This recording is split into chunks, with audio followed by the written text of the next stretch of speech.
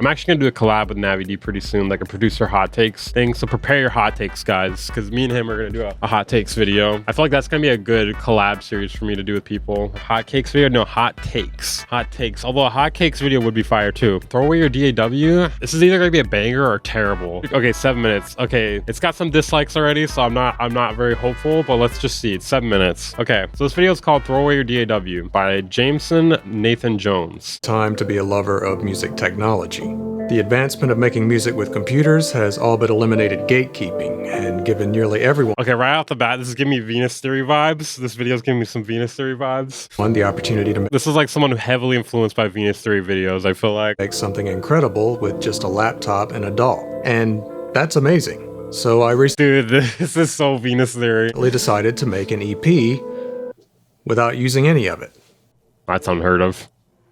The term DAWless is thrown around a lot these days, often in an attempt to get you to buy So I it. feel like it's probably being hyperbolic. If I had to guess what's going to go on here, he's going to talk about his experience with not using his DAW, but he's not telling you to literally throw away your DAW. Kmart Theory. This is 100% Venus Theory's little brother. Refurbished Venus Theory, Mars Theory. So many people copy the Venus vibe. It's hilarious. Really, I haven't seen too many people try to imitate him. Hardware sampler or groovebox. And I often hear the argument made against hardware-only music that, well, you could just make all of that inside of a computer. And while there are exceptions to that statement, I generally agree. But the question to me really isn't if I could make the same thing in a DAW, it's would I make the same thing? Well, I think like your workflow will change to what you make, you know? Like I was saying with the Push 3 standalone, like it forced me to have to use samples or the built-in Ableton instruments and stuff like that when I normally wouldn't. So it probably led me to make different things I would have made otherwise. While I often champion the ability to move things around and experiment with arrangement and composition within a DAW, I've also recently rediscovered sort of the power of limitations, refining ideas outside of the limitless playground of a DAW. I'm going to delete not only my DAW, but any DAW. I'm also going to delete my internet browser. See you later, Twitch. Why is this beard so dark? I'm jealous. And when I really stopped to think about it, I've been making DAWless music for a lot longer than I've even known what a DAW was. And my original setup was about as basic as it gets, consisting of a piano, a pencil, and a piece of staff paper.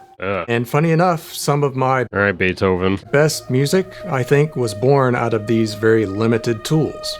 But having developed a deep love for electronic Yeah, this is so Venus Theory, man. Venus Theory, yeah, this is bizarro Venus Theory. Come on, we have seen this video before, have we? I haven't. Reason I got the Mini Freak making sounds without needing monitor and I can just jam. This is fake. No one uses number 2 pencils in real life. Who is this guy? This is Jameson Nathan Jones. I always want a DAWless setup. I love my plugins and it's just too much money. I know, I need the hardware infiltrator if I'm gonna go DAWless. synthesis, sound design, and the recording process in general, I started to wonder if maybe the implementation of more extreme limitations would lead to similar, more focused results that I used to be able to achieve with my very limited bare bones setup. So I am Okay, wait, that's actually hilarious. My very limited bare bones setup. I'm assuming he's talking about the keyboard and whatnot, but when you say that and then you have like a modular setup, it doesn't really hit the same, you know? So I embarked upon a new musical project and made myself a very simple set of rules. There would be no computer, no multi-tracking at all, just me, Motherfucker filling out a Scantron, that's funny. a couple pieces of gear that I chose beforehand, and a tape deck to record it on. And it turns out, as I was quickly reminded,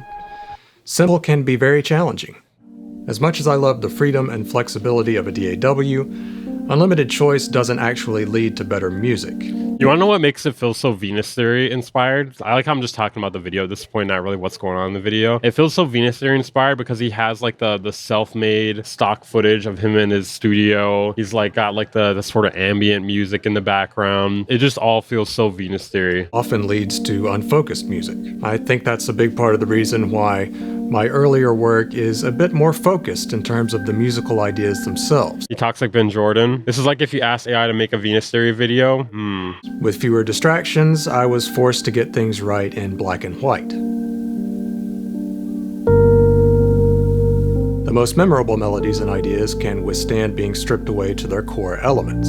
If the bones are good, you've probably got something that can withstand variation and development down the road.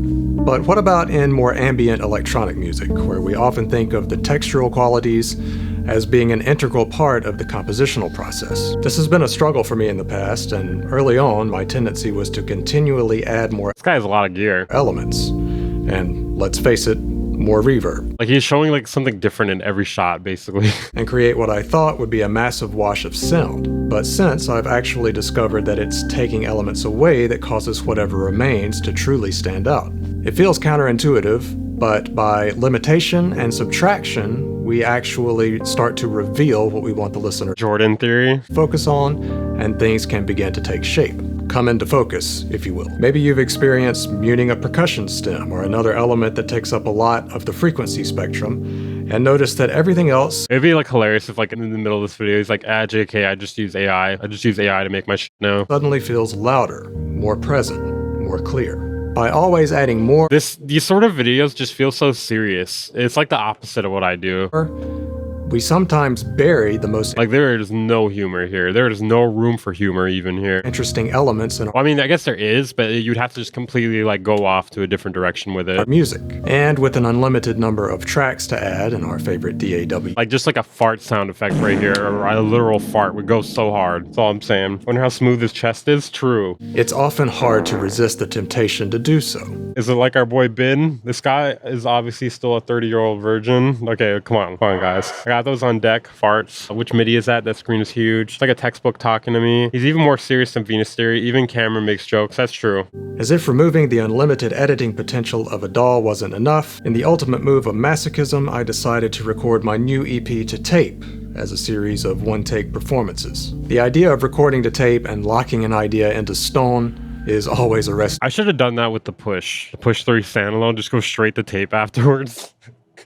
for me. As someone Reject the AWs, embrace thousands of dollars in modular synths.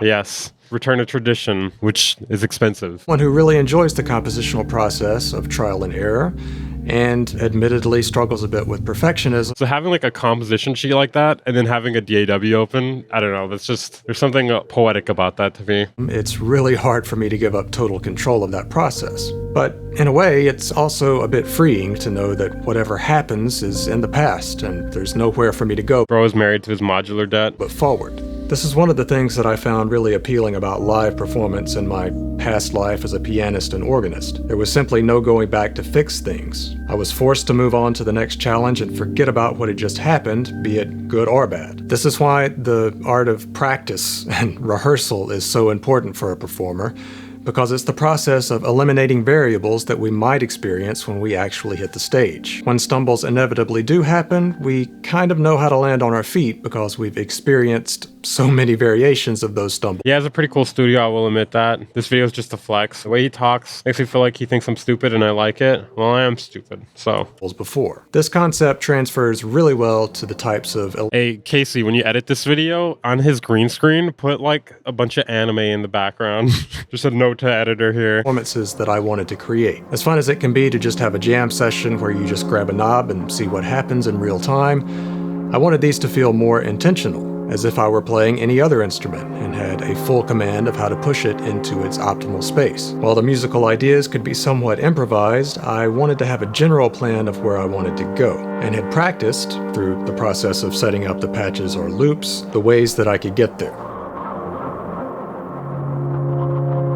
Music hardware can be expensive, and like most people my age making this kind of music, I started on this What kind of journey music with does he nothing make, more than a DAW on a crappy computer, a cheap interface with 2 inputs, and a desire to learn about all of it. Wait. You don't actually have Wait, I thought he said earlier in the video that he started making music not on a DAW. And like most people my age making this kind of music, I started on this journey with nothing more than a DAW on a crappy computer, a cheap interface with 2 inputs, and a desire to learn about all of it. You don't act Okay. a piano, a pencil, and a piece of staff paper. We got him in his own lies. This man is all cap. Yeah, I don't know. I mean, maybe he misspoke there. I don't know exactly. He def has a Venus Theory shrine somewhere. Maybe it's behind the green screen. To begin to incorporate some of the lessons that hardware can teach us. It just really helps to have a general idea of what those limitations actually are. And maybe the discipline not to throw the entire kitchen sink of plugins and sample libraries in our DAW at every problem that arises. So to those who would say that you can create most of what you would create on hardware inside of a DAW, Just because you can doesn't mean that you will. The act of planning around a set of limitations and physically interacting with an instrument will always lead you to a different result than you could have gotten to with your computer. That doesn't make one of them good. It doesn't make one of them bad. It just makes them different. And it's really penis theory. It's penis theory's bizarre world, brother. Maybe he meant like when he first started making music on a computer. Yeah, I don't know exactly. I don't know. I bet his closet's full of Dragon Ball Z t-shirts. I started my music journey. I love this music shit, by the way, guys. I started my music journey in whatever way you think is the hardest and most expensive. Head ass. Jeez, imagine a collab Sad Boy music nerd video with him and Venus Theory. I think you'll by the end of that one. You to decide which inspires you the most to create whatever it is that you want to create. If you'd like to watch the full video of the performance of this EP, you can see that in the link below. It's going to be on my other channel. If you'd like to download a PDF about my compositional process and the way that I like to think about composition, there's a free guide also in the description, as well as some other free resources in my store that will help you out as far as getting started in synthesis and sound design. If you'd like to be part of a community of people who talk about such topics, you can join my community, which features... I always try to not talk too much. I shouldn't say that. I've been trying to talk less because I feel like I'm realizing more people watch my videos than I thought do. Because for instance, I reacted to that Nopia synth a little while back. Do you guys remember that? That guy actually said he watches my videos when we posted a reaction to that. Hate. He's got some bonsai trees with the waterfall somewhere for inspiration. Step 1, suck at DAW. Step 2, accept failure and buy modular gear. Step 3, profit. Nope, beat still suck. Well, yeah, you're not going to profit if you're buying modular gear. Exclusive video content, tutorials, that sort of thing. It's also the most direct way that you can support this channel if you would like to do so. Thanks. This part of the song here does not really match in the video. As always for watching. A little too dark. And I'll see you in the next one.